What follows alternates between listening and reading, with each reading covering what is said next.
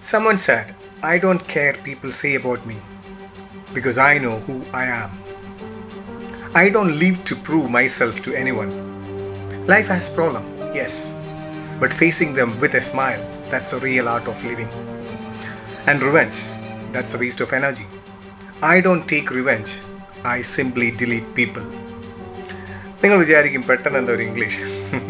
ഇതൊരു സോഷ്യൽ മീഡിയയിൽ കണ്ട ഒരു റീലാണ്. മലയാളത്തിൽ എന്നെക്കുറിച്ച് ആളുകൾ എന്തു പറയുന്നു എന്നത് എനിക്ക് വിഷയമല്ല.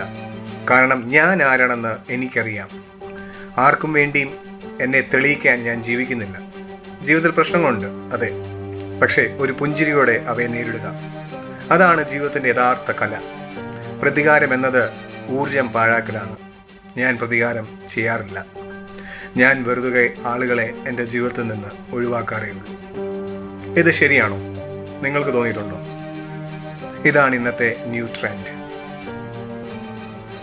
ആർക്കും വേണ്ടി സ്വയം തെളിയിക്കേണ്ടതില്ല. മനുഷ്യരെ പ്രസാദിപ്പിക്കുന്നതിനല്ല, ദൈവത്തെ പ്രസാദിക്കാനാണ് ഞാൻ എന്ന് വിശുദ്ധ പൗലോസ് അപ്പോസ്തലൻ പറയുന്നുണ്ട് ഗലാത്യർ 1:10. മറ്റുള്ളവരുടെ അഭിപ്രായങ്ങളിൽ മാത്രം ജീവിക്കാതെ ദൈവം തന്ന വ്യക്തിത്വത്തിൽ വിശ്വസിക്കുന്നതാണ് ആരോഗ്യകരമാണ്. പ്രതികാരം ഒഴിവാക്കൽ. ബൈബിൾ വളരെ വ്യക്തമായി പറയുന്നുണ്ട്, പ്രിയമുള്ളവരെ, നിങ്ങളായിട്ട് പ്രതികാരം ചെയ്യാതെ കോപത്തിനിടം കൊടുക്കുക. പ്രതികാരം എനിക്കുള്ളത്, ഞാൻ പകരം വീട്ടും എന്ന് കർത്താവ് അരുളി ചെയ്യുന്ന റോമർ 12:19. പ്രതികാരം ചെയ്യുന്നത് ദൈവത്തിന് വിട്ടുകൊടുക്കുക എന്നാണ് ക്രിസ്തീയ മാർഗം. പ്രശ്നങ്ങളെ പുഞ്ചിരിയോടെ നേരിടുക ക്രിസ്തീയ പ്രത്യാശയുടെയും സന്തോഷത്തിൻ്റെയും ഒരു പാതയാണ്. പ്രതിസന്ധികളിലും ദൈവത്തിലുള്ള വിശ്വാസത്തോടെ സന്തോഷത്തോടെ മുന്നോട്ട് പോകുന്നതാണ് പ്രശംസനീയം. തിരുത്തേണ്ട അല്ലെങ്കിൽ ചിന്തിക്കേണ്ട വശങ്ങൾ ഇതൊക്കെയാണ്.